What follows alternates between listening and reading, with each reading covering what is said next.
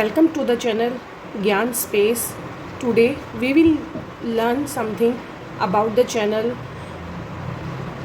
about the chapter Force, Work and Energy of class 4th. In this chapter we will learn what is force, work and energy. तो force क्या होता है?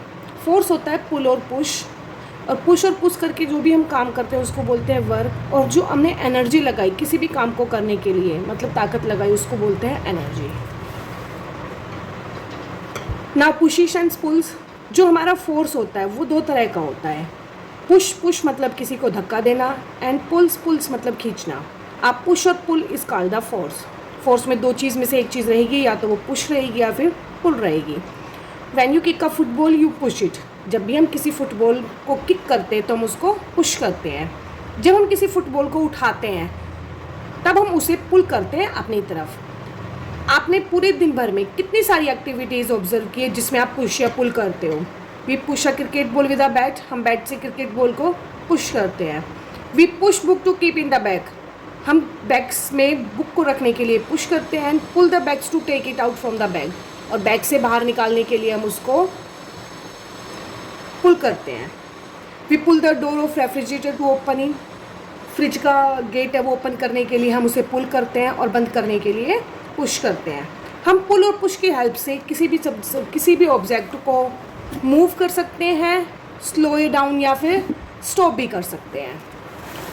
Next, हम पुल और push की help से हम किसी की भी डायरेक्शन को चेंज कर सकते हैं. किसी भी मूविंग ऑब्जेक्ट है उसकी डायरेक्शन को चेंज कर सकते हैं.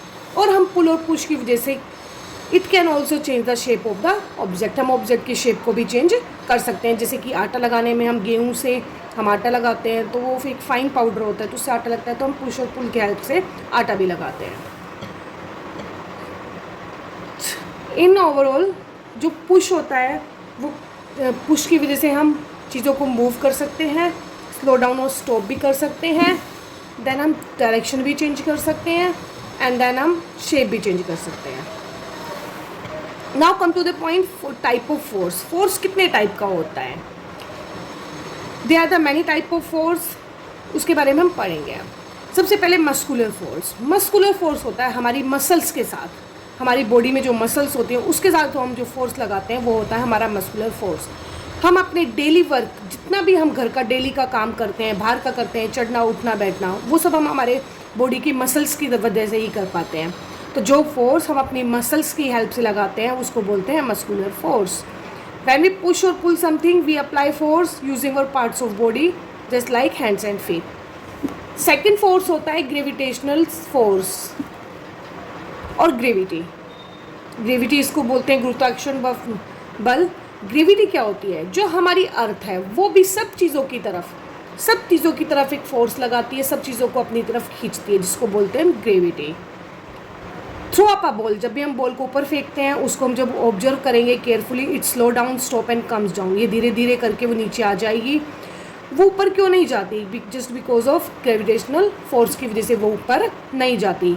You are able to stand on the ground. अगर ग्रेविटी ना हो तो हम ग्राउंड पर हम खड़े भी नहीं हो सकते. If there was no gravity there would be all in the floating in the air. और अगर ग्रेविटी ना हो तो सारी चीज़ें आकाश में उड़ती ही रहेगी, कोई भी चीज़ ज़मीन पर नहीं आएगी. Next type is a magnetic force. Magnetic force क्या होता है? मैग्नेट होती है चुंबक मैग्नेट थिंग्स को अपनी तरफ अट्रैक्ट करने के लिए आयरन और स्टील की चीज़ों को अपनी तरफ खींचती है. उस फोर्स को कहते हैं magnetic force. The magnet does not pull things made up of other substance, जैसे पेपर प्लास्टिक होती है, इन सब चीज़ों को मैग्नेट पुल नहीं करती. मैग्नेट सिर्फ आयरन और स्टील की चीज़ों को ही अपनी तरफ पुल करती है. Next force is friction. Friction होता है घर्षण. जब कोई दो चीज़ें कॉन्टैक्ट में आती हैं, जब उनके दोनों सरफेस टच होते हैं तो उसको ही क्या कहते हैं? फ्रिक्शन. जब हम अपने हैंड्स को रब करते हैं, जब भी हम अपने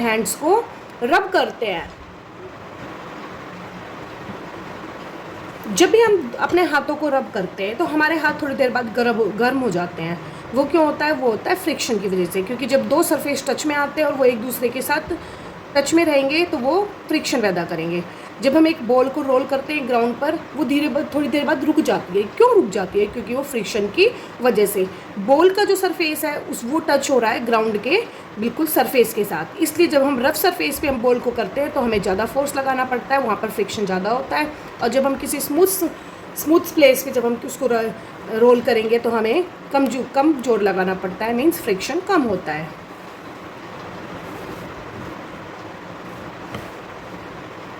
it stop because friction act on it. वो बॉल क्यों रुक जाती है? क्योंकि इस पर फ्रिक्शन होता है, और जब जैसे जैसे स्मूथ सरफेस पे जाएगी तो वो फ्रिक्शन कम होगा, तो बॉल ज़्यादा जाएगी। सेम एग्जाम्पल्स यहाँ पर लिया हुआ है। Now we know that moving object we go further if there is no frictions. अगर फ्रिक्शंस नहीं होंगे तो जो कोई भी मूविंग ऑब्जेक्ट है वो बहुत ज़्यादा दूर तक जाएगी जब फ्रिक्शन लेस होगा। Stationary object will be easier to move if the friction is less. कोई भी चीज़ों को हमें मूव करना ईजी रहता है जब फ्रिक्शन कम होता है। लेकिन कभी आपने सोचा है कि अगर फ्रिक्शन ही ना हो तो हम अपनी गाड़ियों को कभी रोक नहीं पाएंगे और हम चल भी नहीं पाएंगे, इसलिए फ्रिक्शन ज़रूरी होता है। Now come to the disadvantage. Disadvantage मतलब होता है नुकसान, किसी चीज़ के नुकसान को बोलते हैं disadvantage of friction. Friction energy को वेस्ट करता है और ये चीज़ों को डिफ़िकल्ट करता है मूव करने में। द सोल ऑफ, हमारे जूते जो है घिस जाते हैं। क्यों घिस जाते हैं? क्योंकि उनके फ्रिक्शन की वजह से। लेकिन अगर फ्रिक्शन कम होगा तो हमारे स्लिप होने के चांस ज़्यादा होते हैं। Friction cause parts of moving machine to wear out. जो मशीन्स होते हैं उनके पार्ट्स टूट जाते हैं। क्यों? फ्रिक्शन की वजह से। एडवांटेज ऑफ फ्रिक्शन है, फ्रिक्शन हमेशा बुरा नहीं होता, फ्रिक्शन की वजह से हम चल पाते हैं। अगर फ्रिक्शन नहीं होगा तो हम चल ही नहीं पाएंगे। Just like the skates. आपने देखा है कि बहुत मुश्किल होता है स्केट्स पर खड़ा होना, क्योंकि जो व्हील्स होते हैं उनके ग्राउंड का जो सरफेस होता है वो कम टच होता है ग्राउंड से, इसलिए हमें स्केट्स चलना मुश्किल होता है।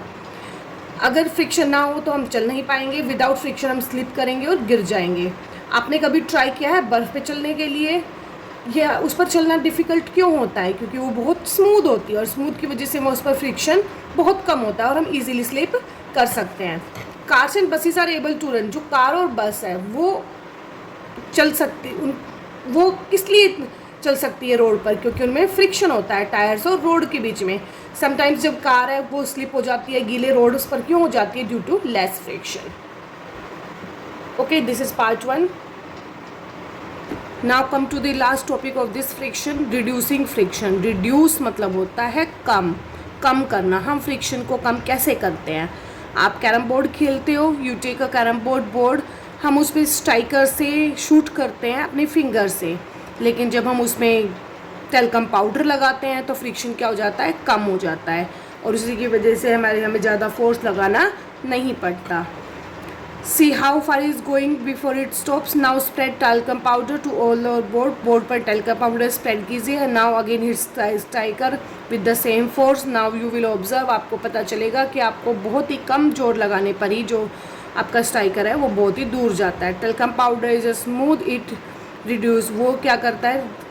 फ्रिक्शन को रिड्यूस करता है और हमारा जो स्ट्राइकर होता है वो बहुत दूर तक जाता है। ओके, सेकंड हमारा जो मेथड होता है फ्रिक्शन को रिड्यूस करने का, बाय द ऑयलिंग। हम ऑयल लगाते हैं तो उससे क्या होता है?